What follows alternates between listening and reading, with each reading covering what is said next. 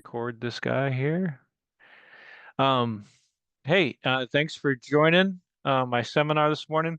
I'm Jim Douglas again. I think I just have a lot of guys and gentlemen and ladies and gentlemen who've been on many of these seminars before, so I appreciate you joining in and learning a little bit more about the rules of handicapping and so forth. So again, my name's Jim Douglas for those who don't know, but like I said, I think everybody here has been here before, and I appreciate all you dedicated handicap chairs that do such a good job. This seminar shouldn't last too long. Um, I've kind of just put together, when I put these together in the spring, I was trying to figure out what to talk about, different topics. And so I just kind of landed on one that just had some questions I've had off and on over my years, 2.5 years here of being a director of handicapping here at the Carolinas Golf Association. So some of these are just kind of odd questions that fall outside the kind of the scope, but we can talk about them and maybe share some ideas if you all have something. All right, so let's preferred lies, mulligans, that kind of thing. So let's just kind of get into it. So preferred lies is a always a common occurrence that seems out there. For bad weather, what have you. So adverse conditions such as heavy snows, spring thaws, prolonged rains, extreme heat even can cause damage to the course and prevent use of heavy mowers and that sort of thing. So when these conditions are widespread on the course, the handicap committee can choose to adopt the local rule or I guess this kind of be a handicap committee slash greens committee thing, so to speak. Can choose to adopt a local rule for preferred lies, also known as winter rules, to allow fair play or help protect the fairway. Um, Such a local rule, when implemented, should be withdrawn as soon as conditions allow. Yeah, we don't want preferred lies to go on indefinitely.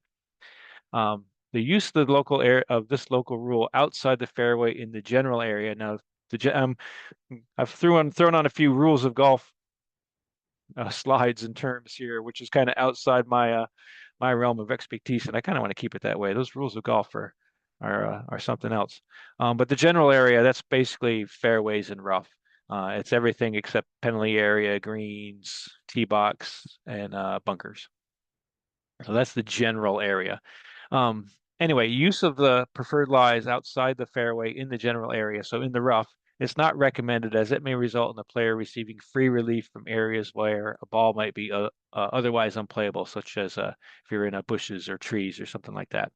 So we don't want to use preferred lies outside the fairway. In cases like that, we get the question, this group plays uh, um, preferred lies in the rough, should they post their scores? And that's one where we kind of lean toward not posting scores if they're using preferred lies as all the way into the rough.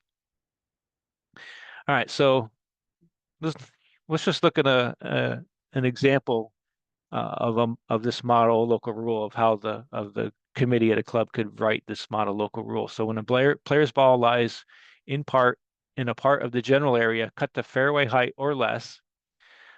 Or you could even drill down to a specific, hole or set of holes. Okay, on 6, 7, and 8. Uh, you can use preferred lies on 6, 7, and 8. Maybe they're lower lying next to a creek and they've gotten a little extra water, that kind of thing. The player may take free relief once by placing the original ball or another ball in and playing it from this relief area. So this is where the local rule would define the relief area. Uh, You start at the reference point, which of course is the spot of the original ball, and then the size of the relief area measured from the reference point. So the model local rule should needs to specify a specific size of the relief area. I've had committee people say, hey, if it's longer than we use a scorecard length, and if it's up to a club length, that shouldn't count. But no, a club length is perfectly fine. A scorecard length is perfectly fine. 6 inches is even perfectly fine. Um, but yeah, just make sure that relief area is defined, how far you can move that ball, and then limits on the location of the relief area. Obviously, not nearer than the hole from where the ball was, and then it must be in the general area. You can't move the ball onto a putting green. You can't move the ball into a penalty area, that sort of thing. And then in proceeding under this local rule, the player must choose the spot to place the ball and use the procedures for replacing the ball. So I won't talk about how to drop the ball and how to put the ball into play, but that's what that would refer to. So that's an example of a model local rule for preferred lies if needed at your club. And that could be for an event, for a weekend, for a 3-week period, whatever. A little note, if you do have this preferred lies in place for a competition, um, it's not authorized to implement this local rule once play has begun for a stroke play round. So if you've teed off, the event's started, and the event was started without the local rule for preferred lies in place, you can't all of a sudden say, "Oh, we're going to play preferred lies from here forward." Because obviously doing so would allow players who have more holes to play to have the advantage for using it for a longer period of time. So pretty common sense, obvious, straightforward there. But if you're having a match play sort of event, the local rule can be implemented once the match has begun, between the play of two holes, since the opponents have the equal benefit. So that's something that could be done for match play. All right, and then to the question we always get is, can we post scores with preferred lies? And the answer, yes, scores made while the local rule for preferred lies is in effect must be posted unless the handicap committee in consultation with their AGA, authorized golf association, otherwise the CGA, Carolinas Golf Association, determines that the course conditions are so poor that score posting should be temporarily suspended. That would be pretty rare, but it could happen if you had an event and then the course got really, really wet, but you were able to continue play. It says in consultation with the AGA, if you give me a call and say the tournament conditions were horrible, uh, and the scores were really high, we don't feel that the score posting is appropriate, I'm sure I'd probably take your word for it and say, yeah, that's fine. Don't post scores. I do appreciate the consultation. Certainly would probably lean toward your best judgment.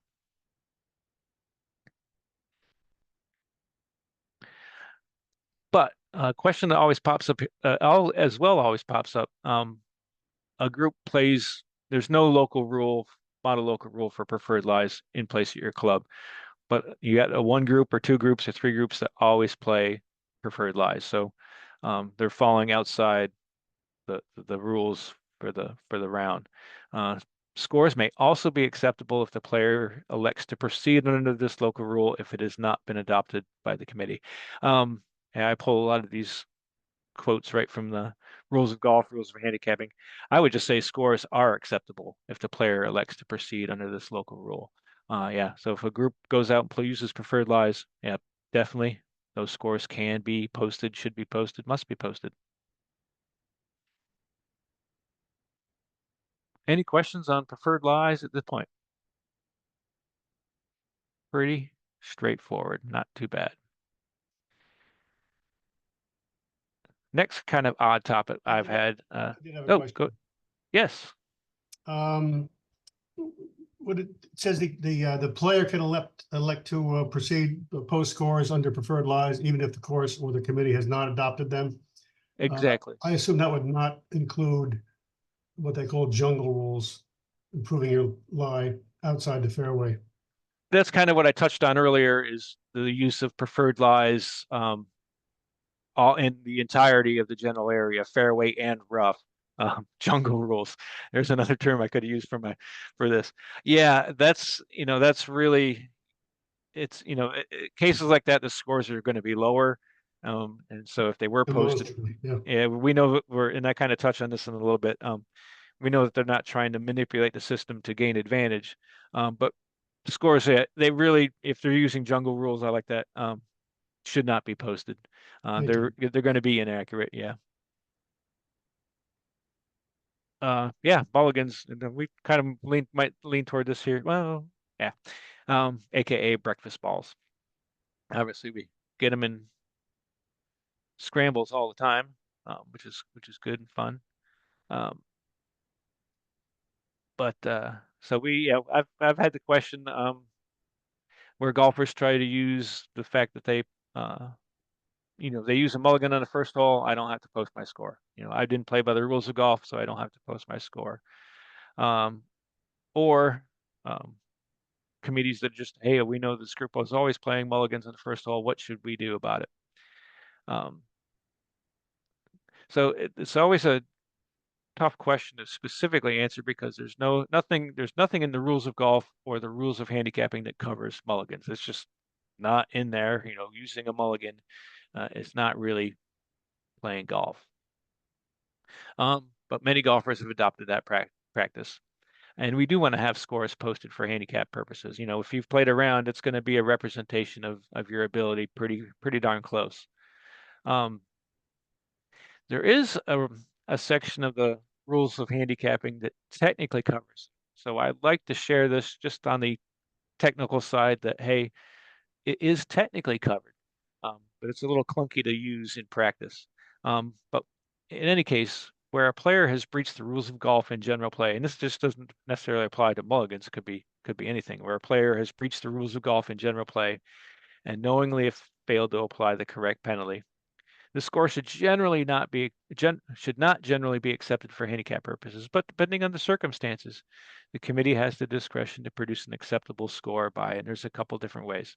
So they can record the actual score for the hole. Now, in the case of mulligans, they hit the first one 250, 200 yards down the middle. The next one they hit off into the rough. They're going to play the first shot, so they can record their actual score. Perfect. Really, no harm, no foul when it comes to casual play and using an unplayed mulligan. Um, you can adjust the full score using net double bogey, something we want to avoid because that's the highest score you can get on a hole for handicap purposes. We don't want to do that. But we can apply a score of net par. So technically, per the rules of handicapping, they use a mulligan on the first hole. They should post net par. Um, like I said, that can be clunky down in the real world. My job here is to explain the rules of golf, rules of handicapping. But when it comes down to it, use your best judgment when it comes to handling these and handling any questions you might get with this. Um, rounds played when a mulligan used are still going to be a fair representation of the golfer's ability. And like I said, especially when that original tee shot's used. If anything, like I said, uh, the golfer is going to end up with a lower handicap. Maybe they're a shot better than they would have been had they not posted, which is going to make a small downward effect on their handicap index. But over time, maybe their handicap index is a shot lower than maybe it should actually be. But we can at least be comfortable knowing that the golfer is not trying to gain an advantage of themselves. I will do a side story here. Uh, I had an odd question a week or two ago from uh, it was from a pro. He had two ladies that had the biggest vanity handicaps based on comparing casual play to competition play than I'd ever seen. It was a large number of vanity handicap being if you that off the non-official term handicap lower than it should be. They post scores that are lower just to have the handicap index go down. Uh, the problem there, obviously they're not going to win in events, but the problem there um, with having an inaccurate handicap that's far too low. Nobody wanted to be their partner on those ladies' play days where they get randomly paired. If they know if I'm getting paired with this golfer, I've got no chance to win. So they're really doing a disservice to the fellow members, and so we want to do our best to make sure handicaps are accurate, not too high, not too low, and following the rules of golf as best we can.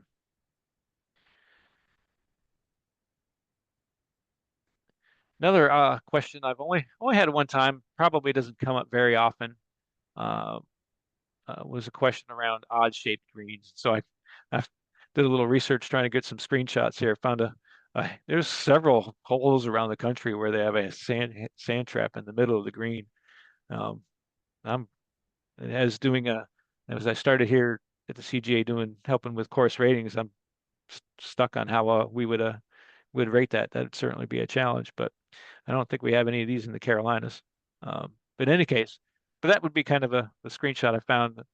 That wasn't the particular case. They had an odd shaped green where you could end up um, where you're on the putting green, but you're not able to putt directly to the hole. You had to do a putt around where an indentation where there's no green, or you could chip the ball to get to the directly to the flagstick. So yeah, I had a question once where the club superintendent wanted to require golfers whose shots ended up on a portion of the green where they could not putt directly to the hole to have them take free relief. And I can get it because he doesn't want his greens tore up by people chipping. Um, but again, that's outside the rules of golf. There's nothing in the rules of golf that covers that situation. And if there's nothing in the rules of golf that covers that situation, there's certainly nothing in the rules of handicapping that covers that situation. Um, so long story short, I think I said told the chair, we can handle it like you do mulligans. They're if they take free relief, they're picking the ball up off the green picking the ball up from the green, placing it in off the green, and then chipping from there. Um, you know, technically they haven't followed the rules of golf. Technically, you can use net par. Being Instead of being clunky, maybe just use their actual score could be acceptable out there, just to be simple for your committee. Again, don't know how many. Pretty odd case, but maybe you have a situation there where you know you're taking relief where you should, where it's not allowed by the rules of golf. How do you post your score? Use your common sense, use your best judgment on those situations. And route rules, kind of more along the lines of I like the jungle rules. Um, Kind of a gray area here, more so than I thought I was as I was working on this presentation. Um, So another similar question from a club is a league that allowed free relief from routes anywhere on the course. Um, so we certainly don't want that sort of rule utilized everywhere on the course. The CGA would advise not to post scores played under these conditions. Same answer for the jungle rules. That's exactly right there what I was talking about, what we're talking about. But there is a model local rule, and I should probably say model local rules are there's a whole, the rules of golf is pretty extensive, and then there's a bunch of model local rules that are clubs can implement as needed. Again, I don't know them all. I actually don't even know close to many of them, but there is a local rule, and they call them model local rules that can cover routes on your golf course. And if that if a model local rule is in play, or scores of course uh, can be posted. So let's check out this model local rule. So it's relief from tree roots in the fairway. Um, Not common, but I'm sure it can happen out there. Um, Especially with all the pine trees around here. Those roots like to stay close to the surface, get under my driveway and that sort of thing. In the unusual situation where exposed tree roots are found in the fairway, it may be unfair not to allow the player to take relief from the roots.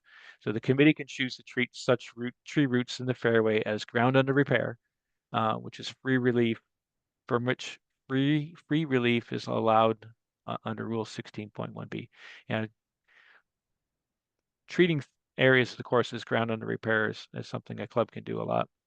In some circumstances where exposed tree roots are also found in short rough close to the fairway, the committee can also choose to treat such tree roots within a specified distance from the edge of the fairway. For example, 4 club lengths in, or let's say the first cut of the rough, as ground under repair from which free relief is allowed. So there's a definite gray area right there for relief from roots, near the fairway. Um, Certainly don't want to go too far, or maybe on the other side of the cart path, depending on where your cart paths are, that sort of thing. Um, but in doing so, the committee can choose to limit relief to interference with the lie of the ball and of the intended swing. So uh, relief from the root you might want to, if you're implementing relief from roots in the short grass, or the short first cut of the rough, just if only if the ball or the root interferes with your swing or the lie of the ball. If you're standing on the root, then no relief. A lot of times there's relief um, from if it interferes with your stance. If you have to stand on a cart path to hit the ball, you can get relief. Um, you could apply that, say, hey, you can stand on the root, that's okay, but the ball has to be against the root, or the root has to interfere with your swing. So an example of how this model local rule would be written. If a player's ball is at rest in the portion of the general area, again, greens or fairway and rough.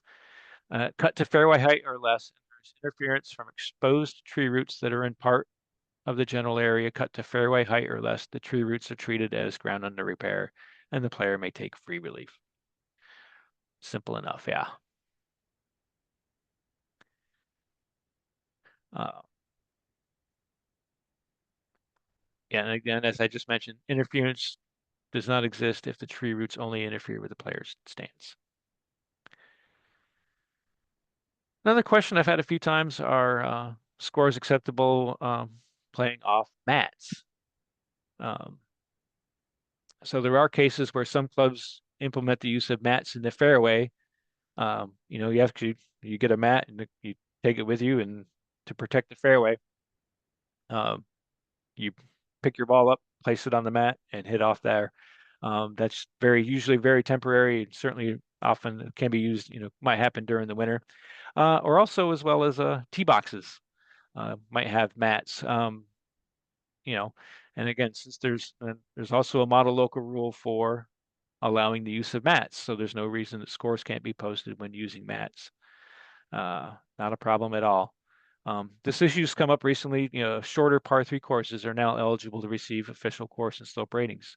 The Cradle over there at Pinehurst, I think they have a lot of mats that are being used. So plenty of these courses have mats that are used as tee boxes. Because those courses get a lot of play. It's easier to get a lot more groups around the course than a regular course. Now, but if these mats happen to be used off the fairway in the rough, those scores should not be posted. Um, that's really, if you get in the rough, you need to hit the ball out of the rough and not use the mats, because the mat's going to be a better lie than the rough. So there is a model local rule, compulsory use of fairway mats. Again, not too common, but I think we might start seeing it a little more and more. It may be necessary to protect parts of the course from damage during play, such as when prolonged periods of cold weather are limiting the amount of grass growth. That Bermuda grass down here doesn't grow in the winter. Um, so when this is the case, the committee may decide to require the use of mats on parts of the general area cut to fairway height or less, or when a putter is not being used for a stroke. Use of this local rule outside the fairway in the general area is not recommended, and it is not authorized to restrict the use of putters to a specific areas as well. So, for example, here's the example of the model local rule, how it would be written. When a player's ball lies in part of the general area, cut the fairway height or less, and a putter is not being used for the stroke, player must take free relief, lifting the original ball and placing the original ball or another ball on an artificial mat, play it from there.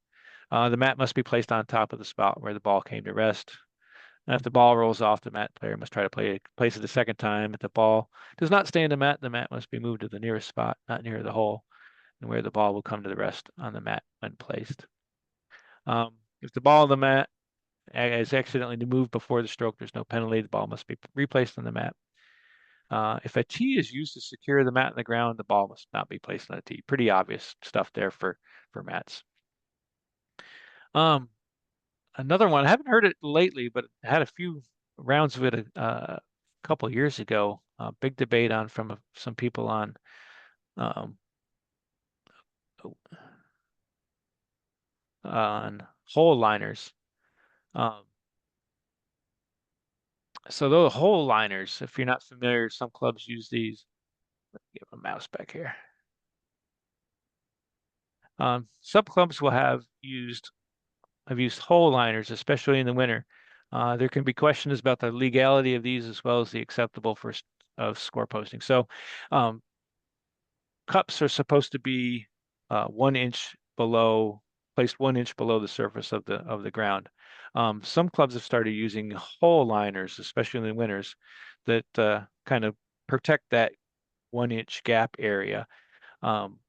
So while the rules of golf say that the cup must be at least 1 inch below the surface, there isn't a clear prohibition on the of hole liners in the rules, and there are times when it would be okay. So the reason this isn't an absolute no, that those aren't allowed, is because the rules do accept that there are situations where a liner closer to the surface of the putting green is better than the preferred 1 inch of soil. Um, this is primarily based on situations when the conditions of the soil um, is such that it is unable to maintain the integrity of the hole, whether this is because the soil itself is unable to maintain round, or the schedule in which the course rotates the holes means that the hole is unable to hold round over consecutive days. Yeah, winter times, often there's less hole locations used in the winter because there's less maintenance going on. Can scores be posted when the hole liners are in place? Yes, absolutely. I played around with hole liners in place I think it was in November or early December at a club here in the Carolinas, and sure, scores we posted. But there are some flexibility to say that scores are not acceptable if the hole liners are poorly installed. So I'll sometimes hear that, hey, these hole liners are sticking up above the surface. If that's on multiple holes, if that's a problem, on multiple holes, and that falls into that abnormal conditions where the committee could say we probably shouldn't have scores being posted until we figure out how to get these hole liners properly installed. Uh, so that's that. I know those. I think these are coming uh, more popular as well. Uh, they'll say the visibility is better here as well when using these. Anyway, um,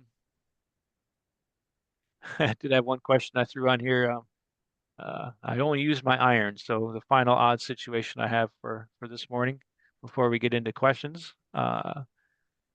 Golfer played a short tee while playing with their spouse or their child. So they were playing the shorter tee, so he wanted to play the same tee as their spouse and or child.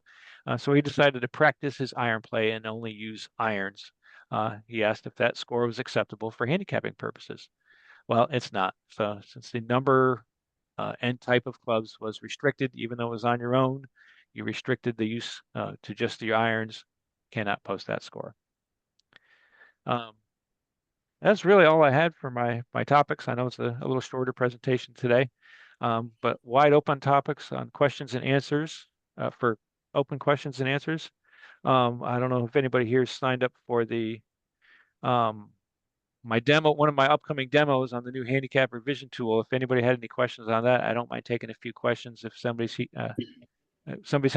looked at that handicap review tool uh, and had any early questions on that, I'd be glad to answer that right now.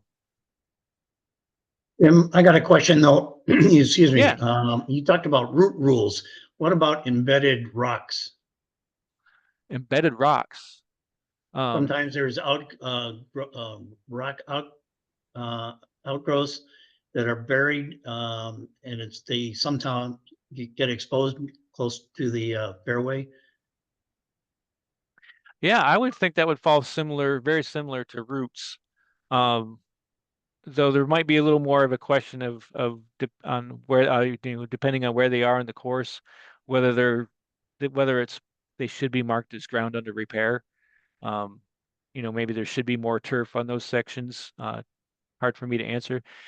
Typically, I would say probably very similar to roots, and that and how those are treated. Maybe in the fairway for sure. You know, first cut of rough. Within a few feet of the fairway. Yeah, maybe we mark those as ground under repair. But further out from that would be a judgment call as to whether they're ground under repair or not. Very good. Okay. Yep. Thanks. Okay. Yes, John. Yeah, I have a question on who has the authority to adopt a model local rule? We've already seen that a group could adopt the model local rule for preferred lies, even if the committee has not. And might that apply to another rule, in particular, the line of play relief from an immovable obstruction near the green? Our course has not adopted that model local rule. The CGA actually imposed it for the interclub play. I think that's this year as well.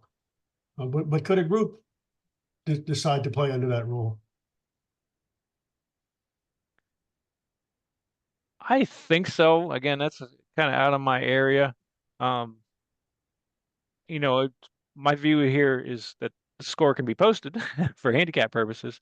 Um, yeah, if they're using a model local rule on their own, then the score can certainly be posted for handicap purposes.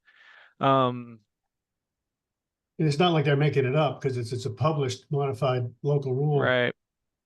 Yeah, I mean, you know, and when you say group, just an individual pairing or like a league or that kind of thing. Uh, well, Either. we have it leagues, and we also have a match play tournament that there's individual matches throughout the year under match play rules. So it only applies to that particular match, and they are permitted to make their own rules. Yeah, I don't think that's a problem, but I will double check on it for you. I'll talk to Thank our you. rules guy down there. Yeah, you got it. No problem. And that was John.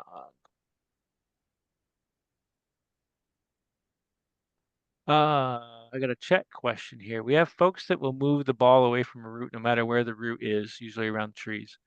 More of a safety reason versus trying to gain an advantage. Based on your presentation, roots in the fairway it applies the local rule, not roots on a retreat. Correct. That's correct. Um, so there's no local rule for being under trees with roots in the way. There's, there's no local rule for monolocal rule that you can implement for tree, being under trees with roots in the way. Um, there was a flexibility there for roots in the fairway or roots in the kind of the within a short distance of the fairway, um, like a first cut of rough, a couple club lengths, 2 or 3 club lengths. So depending on where the tree is, you might be able to apply a model local rule there, but that'd be a judgment call there for sure. But if you're, you when you know 10 yards off the fairway and are under a tree and there's roots in the way, um, that's you got to take an unplayable lie if you can't hit the ball or don't want to hit the ball.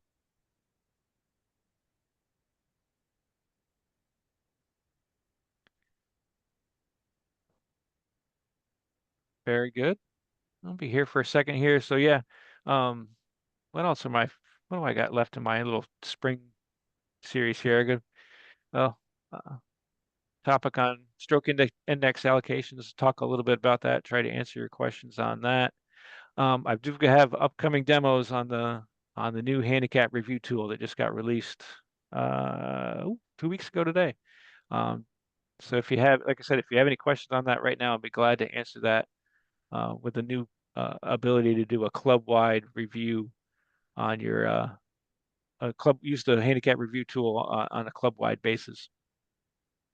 Um, Lee's asking, when using preferred lies, is there a restriction on getting a better lie? For example, moving within 1 club length, but going from a side.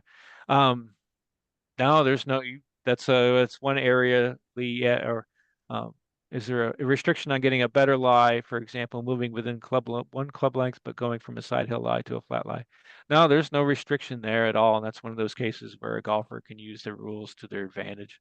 Uh, yeah, for sure. Um, no, there's no restriction there at all. There's restrictions from going. You can't go from the put your ball on the putting green, that sort of thing. But that's about it.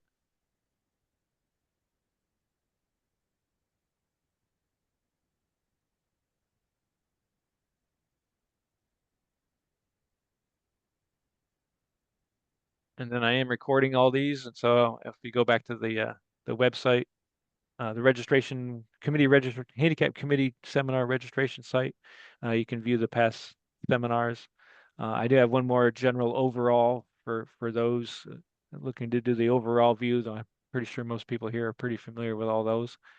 Um, Let me make a note here on something. Uh, yeah, anything else? I appreciate y'all. I know you guys are all there's a few pros on here, and appreciate all your time. I know you guys are busy, and then and all you handicap chairs, you guys do great work, and ladies do great work. Yeah. Um, can you attend your handicap review demo if you're not an official member of your club's handicap committee or were just interested in the topic? Um, sure, that's fine. I just didn't want to be don't want to be overwhelmed with the golfers out of the public. Not that I would be uh watching this, but yeah, Richard, if you wanted to sit in on that, that's fine. Um, that's fine. Uh, Yeah, please sit in on the demo, learn how it is. I think that's one of my questions. I need to best figure out how to relay this information to golfers through my semi-monthly, those twice a month revision newsletters, how to try to explain this, that hey, your club might be implementing this tool. You might see your handicap modified. So, but very good. I'll let everybody go, and I think we're going to have a decent weather day out there. Hopefully, y'all play some golf and reach out anytime with any questions. Good people, I appreciate y'all. Thanks. Great job, Jim. Thank you. Thank you all. Hope you got something out of this one. I know there wasn't a huge groundbreaking topics here, but a few things to talk about. All right, everybody have a great day. Appreciate y'all.